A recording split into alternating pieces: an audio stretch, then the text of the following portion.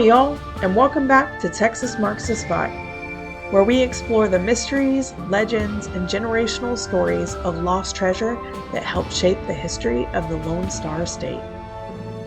From notorious criminals to quickly hidden caches, this podcast takes you on a journey to discover the lost treasures of Texas history. I'm your host, Sharita, and today we're uncovering the story of one of the most infamous outlaw gangs to ever come out of Texas, the Newton Gang. Their story is filled with daring train heists, bank robberies, a treasure hunt that remains unsolved to this day, and a legacy that continues to captivate the imagination of Texas history buffs and treasure hunters alike.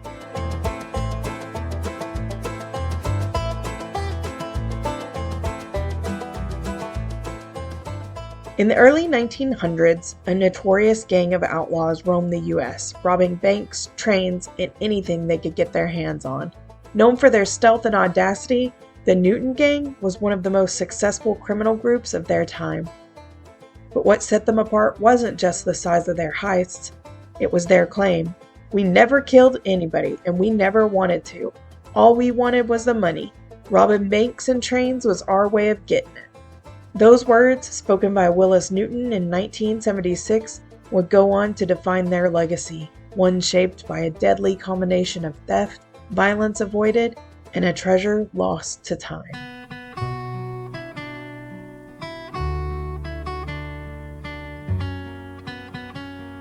It all started in Uvalde County, Texas, where Willis Newton, tired of a life of poverty, decided to change his fate.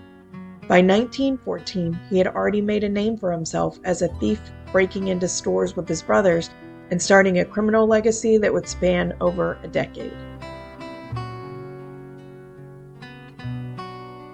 But it wasn't enough. The Newton boys weren't content stealing petty goods.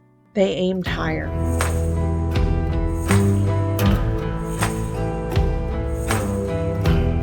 Willis made his first big move when he boarded a train at Klein, Texas, and robbed its passengers.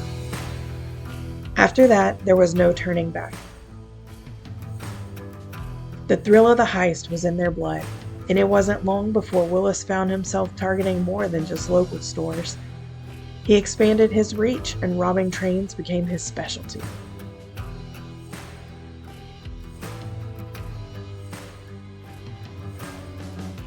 In one of his earliest train robberies, Willis made off with a sizable prize, $4,700. It was a fortune at the time, but what really caught people's attention was how quickly and cleanly they executed the robbery. There were no casualties, no witnesses, and no suspects for the police. For the Newtons, this was just the beginning.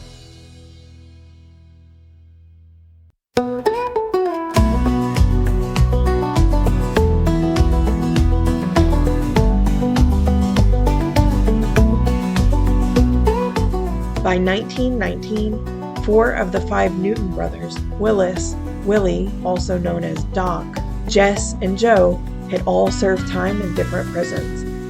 But as fate would have it, their release marked the formation of the Newton Gang. Together, they went on to rob 87 banks and 6 trains, stretching across states like Texas, Oklahoma, and even Canada. What set them apart from other outlaws was their methodical approach. They didn't just rob anything they could, they targeted the big scores, planning their heists with military precision. Their strategy was simple, casing the joint for days, ensuring they knew the routine of their targets before blowing open the safes with nitroglycerin. They would then take the cash and vanish into the night.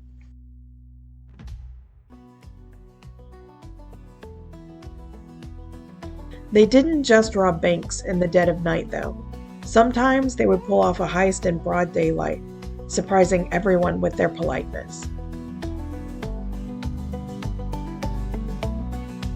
Witnesses from the robbery spoke of how the Newton Gang would assure them, "Don't worry, we're not here to hurt you." They never killed anyone or hurt a soul in their decades of crime, which is why their legend grew so large. But their biggest heist came in 1924. in a daring train robbery at Rondout, Illinois. In partnership with Chicago gangsters, the Newton gang made off with over $3 million. Still the largest train robbery in history.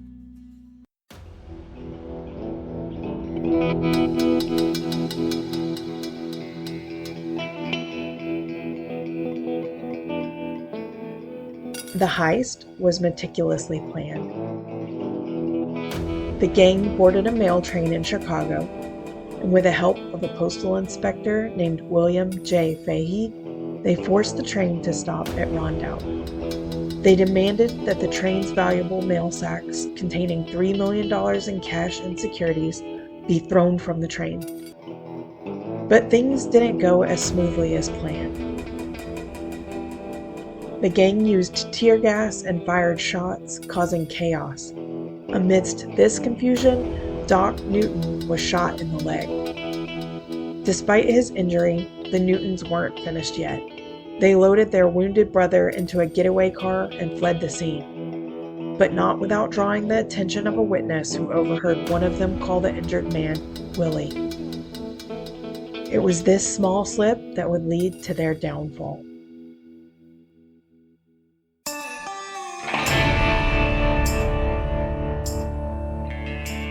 Within days, the police began to piece together the puzzle. The witness led authorities to a house in Chicago where they found Doc, Willis, and Joe hiding out. With their capture, the Newton gang's reign of terror seemed to have come to an end. But the Newton brothers weren't done yet. Even after they were arrested, the search for the stolen loot continued. Jess Newton fled Chicago, escaping with around $100,000 in cash. His plan was to head straight to Mexico, cross the border, and live large for the rest of his days. But before leaving Texas, like many of us now, his cowboy heart couldn't resist the call of San Antonio and one last night of drinking, Texas style. Knowing it wasn't safe to carry his loot around, he decided to bury it somewhere safe. He hired a cab to bring him into the remote countryside.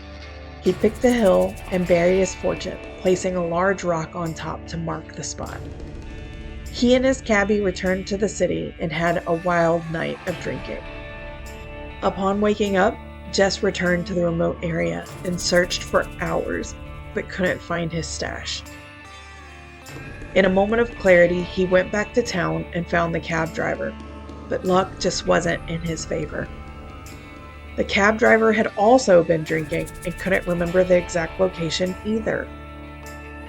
Jess searched for a few more days, but was worried about the law catching up to him, so he left his fortune in Texas and crossed over into Mexico. His safety net was quickly destroyed, however, as a federal agent was waiting for him, arrested him, and brought him back across the border. The Newton brothers may have been imprisoned for their crimes, but their lives didn't end in jail. After serving their time, they returned to their hometown of Uvalde, Texas. The lawmen may have caught up with them, but the brothers managed to live out the remainder of their lives in relative peace. The brothers went on many treasure hunts to find the missing loot. Jess claimed to remember burying it on top of a hill, somewhere around Fredericksburg Road. Or was it on the way to Bandera? The area was vast, and the holes in his memory were Texas-sized. No matter how hard they searched, the location remained elusive. After so much time searching, the Newton brothers gave up. They never found that money, and the mystery of the lost loot remains unsolved to this day.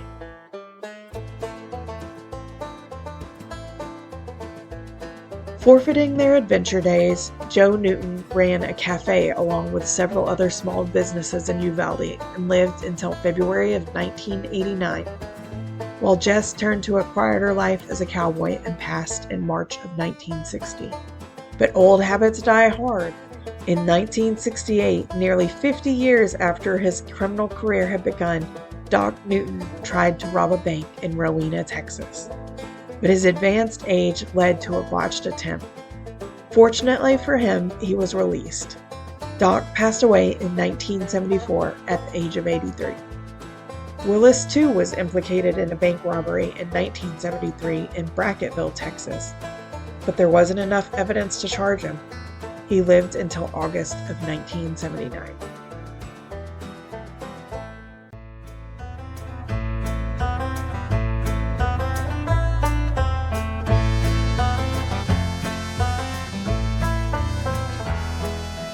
The Newton brothers may have been outlaw legends, but the true mystery of their legacy lies in the loot they left behind.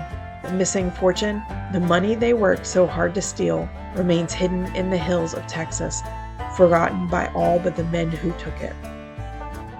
Their crimes, their escapes, and their attempts at finding their own treasure are the stuff of legend. The Newton gang may be gone, but their story lives on in the annals of Texas outlaws. And as for that lost loot, perhaps one day someone will uncover it, or maybe it'll remain buried forever.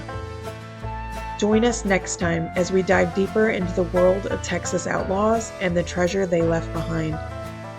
If you enjoyed this episode, don't forget to like, subscribe, and share Texas Marks the Spot with your friends. And if you're ever on Fredericksburg Road or on your way to Bandera, think about the Newton gang. And remember, Texas marks the spot.